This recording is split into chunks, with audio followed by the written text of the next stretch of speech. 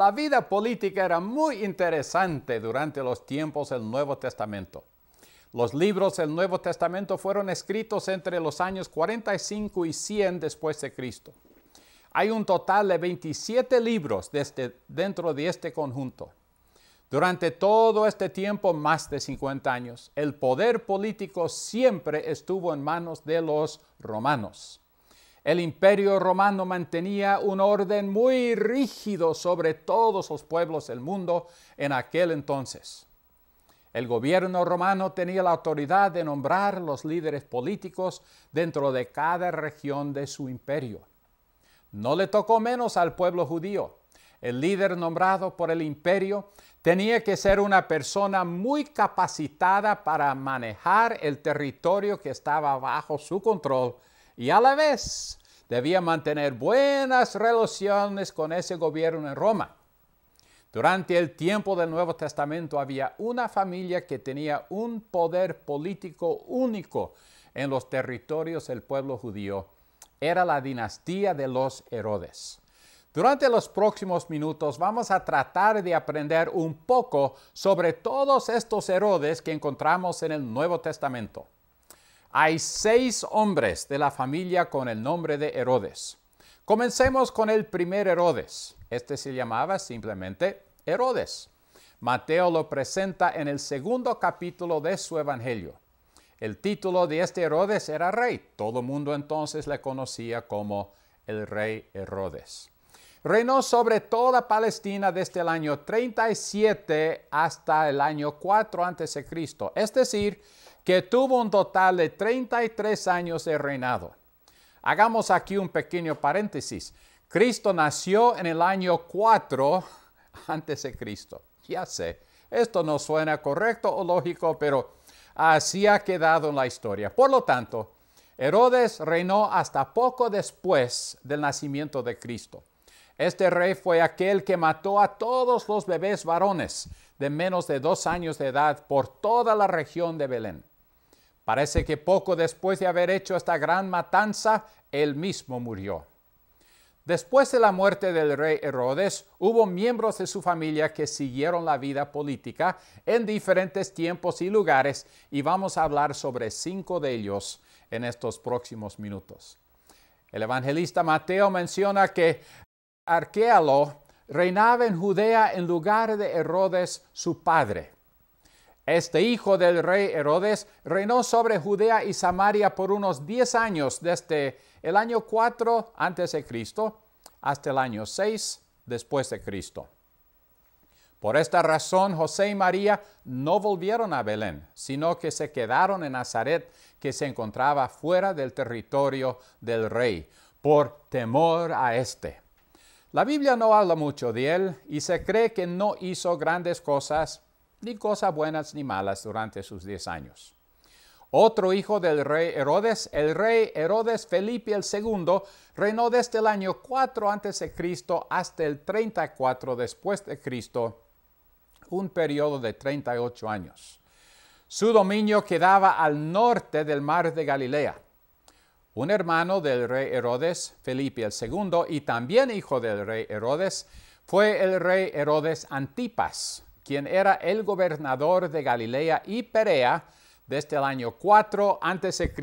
hasta el 39 después de Cristo, un periodo de 43 años. Este es el Herodes que fue acusado de cometer adulterio por Juan el Bautista. La razón de esta acusación fue porque Herodes Antipas había tomado a la esposa de su hermano Felipe. Fue la hija de esta mujer la que pidió la cabeza de Juan el Bautista. Por lo general, cuando leemos en el Nuevo Testamento sobre un Herodes, especialmente en los Evangelios, se refiere a este Herodes Antipas. Este también tomó parte en el juicio de Cristo en Jerusalén.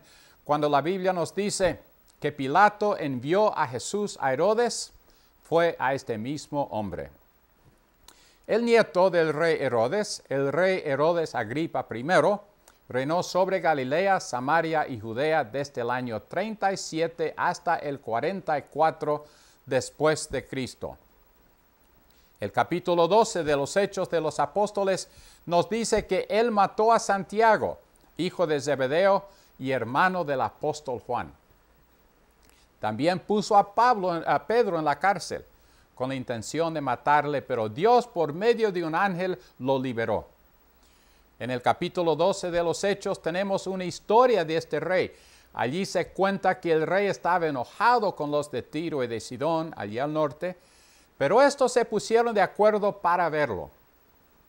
Cuando el rey, vestido con sus ropas reales, les habló, el pueblo comenzó a gritar diciendo que era la voz de un Dios la que escuchaban y no de un hombre. Pero a Dios le disgustó esta actitud. Envió un ángel que le hirió y la Biblia dice que murió comido por los gusanos.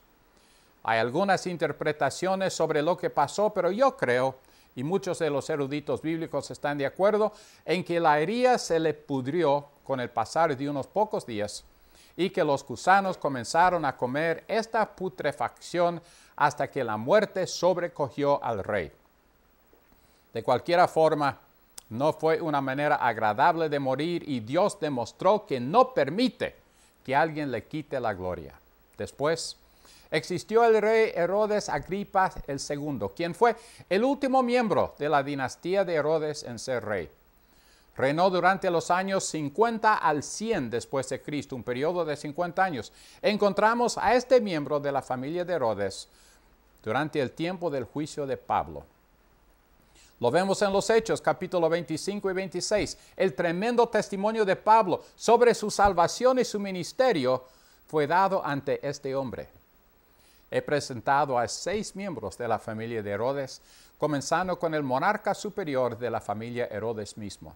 Después hemos visto a 3 hermanos que estuvieron reinando en distintos lugares, pero durante un tiempo muy similar. Estos son seguidos por 2 más, Herodes Agripa I y Herodes Agripa II. Uno siguió al otro en el reinado.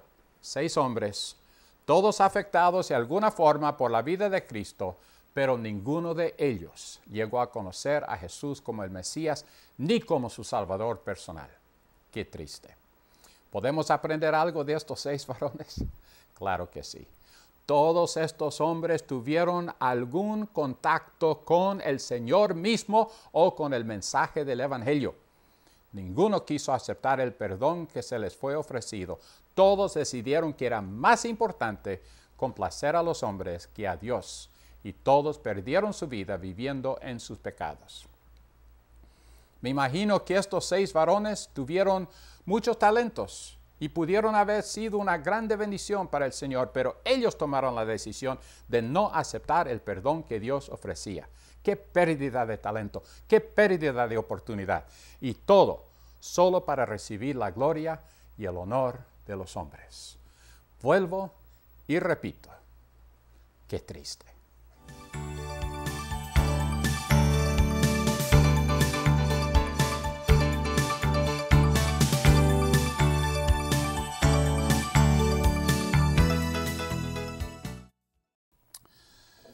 Hay un hilo que corre por toda la Biblia y une todos los 66 libros a tal punto que llegan a ser un solo libro con un mensaje. Este hilo es la persona del Señor Jesucristo. Desde las primeras páginas de Génesis hasta la última palabra de Apocalipsis podemos ver este hilo. Para esta lección vamos a dividir la Biblia en 7 partes. Podremos ver cómo es que la persona de Cristo aparece en cada una de estas 7 divisiones. La primera división se compone de los primeros 5 libros de la Biblia. Desde las primeras páginas encontramos la presencia del Señor allí en la creación del mundo. Allí en el huerto de Edén, Adán y Eva cayeron en pecado. Este pecado fue descubierto por Dios y Él da la primera palabra profética cuando dice a la mujer que la simiente de ella herirá mortalmente a la serpiente, el diablo. Después encontramos al patriarca Abraham. Dios prometió a este gran hombre que de él vendría no solo una nación, sino también un rey que reinaría para siempre. Moisés vino a guiar a este pueblo hebreo, sacándolo de una vida de esclavitud a la tierra prometida. En el camino Dios les habló. Le dio los 10 mandamientos e hizo que Moisés hiciera el tabernáculo. Este tabernáculo tendría muchos símbolos de quién sería el Salvador del mundo, Jesús. El cargo del sumo sacerdote nació durante esta era y es otro hecho con miras al gran sumo sacerdote del libro de Hebreos. La segunda división se compone de los libros históricos de Josué hasta Esther. En las narrativas de estos libros podemos ver mucha preparación para el Mesías. En el tiempo de David hubo profecías que confirmaban que el trono de David siempre tendría un rey. Esta profecía no hablaba únicamente de los reinos de aquel entonces, sino también del reino eterno con el Señor Jesucristo como el Rey. Los judíos habían tenido un tiempo de libertad como pueblo de Dios, pero por el pecado entraron en un tiempo de esclavitud. Dios no olvidó la promesa que Él había hecho y en los últimos libros de esta división histórica encontramos nuevamente al pueblo judío dentro de la tierra prometida. En estos libros podemos ver muchos tipos que nos muestran a un Jesús que todavía no aparecía en este mundo. La tercera división es poética. Este grupo de libros comienzan con Job y termina con Cantar de los Cantares. Estos libros expresan el deseo del hombre de tener a Cristo. Los salmos verbalizan esto con gran claridad. El rey David escribió numerosos salmos y él muestra al Mesías como el creador, el juez, el buen pastor y mucho más. Estos libros son muy humanos en su expresión. Podemos leer de luchas, pecado y perdón, pidiendo auxilio a Dios y la esperanza del futuro Rey eterno. La cuarta división es profética e incluye todos los libros proféticos desde Isaías hasta Malaquías. Dentro de estos libros podemos ver con más claridad quién es este Mesías. Algunas de las profecías son bien claras. Entre ellas están las profecías de Isaías. Este gran profeta profetizó con tanta claridad y detalles del Mesías que algunos críticos no quieren creer que el profeta Isaías es el autor de dicho libro, sino alguien que lo escribió después de los hechos ahí escritos. Comenzando con las profecías de él, la gran parte de los libros proféticos mencionan de una o de otra forma al rey venidero. Algunos como Isaías, Ezequiel, Daniel y otros profetizan sobre eventos del final del mundo. Puesto que las profecías de Jesús se cumplieron al pie de la letra, también podemos esperar que las profecías no cumplidas aún sean exactas. La quinta división está ya dentro del Nuevo Testamento. Esta división es de los primeros 5 libros del Nuevo Testamento, desde San Mateo hasta los Hechos de los Apóstoles. En estos 5 libros ya aparece Jesús manifestado en carne. Aquí vemos cómo llegan a cumplirse un gran porcentaje de las profecías dadas en el Antiguo Testamento. El Evangelio de San Mateo nos muestra con mucha claridad esta verdad. En estos libros vemos a un Jesús, el mismo Hijo de Dios, pero ahora manifestado en carne aquí en la tierra. Le vemos con hambre, cansado, triste y con muchas emociones más que son tan humanas. Vemos a un Cristo preocupado por el pueblo judío, pero también preocupado por el mundo entero. Es en ese punto que entramos a mirar el libro de los Hechos de los Apóstoles. En este gran libro tenemos la historia de la Iglesia de Cristo. En el aposento alto el Espíritu Santo descendió sobre los 120 ahí reunidos y los bautizó con un poder que cambió no solo el rumbo de cada persona, sino que por medio de este poder la iglesia nació y comenzó su vida con mucha fuerza. En la sexta división están las epístolas. Desde la epístola a los romanos hasta la epístola de Judas tenemos a varios autores interpretando y aplicando las enseñanzas de Jesús. Autor tras autor mencionan el nombre de Jesús. Dentro de este contexto de las enseñanzas del Señor mismo, aparecen las doctrinas que han servido a la Iglesia de Cristo por estos 2000 años. El apóstol Pablo, el apóstol Pedro, el apóstol Juan y otros trataron de ayudar a la nueva iglesia por medio de sus conocimientos y la sabiduría que el Espíritu Santo les había dado.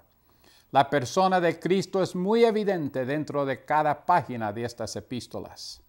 La séptima y última división es nuevamente la profecía.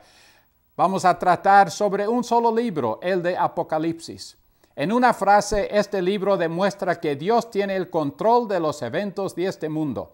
Por medio de la visión que Dios dio al apóstol Juan, vemos a un Jesús preparado para volver a este mundo, no como un bebé en un humilde pesebre, sino ya como el Rey de Reyes y el Señor de Señores. Aquí están las palabras de victoria.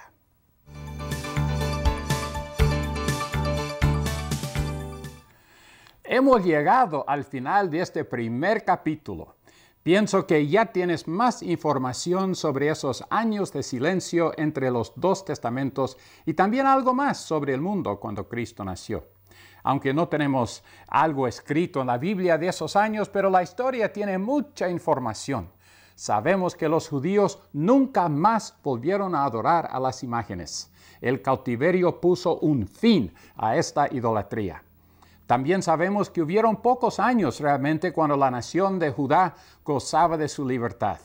La mayor parte de este tiempo pasaron bajo control de los griegos y luego los romanos. Los romanos sí obtuvieron un tiempo de paz en el mundo. Su forma de gobierno permitió que los países vencidos se quedaran con una buena parte de su cultura y religión intacto.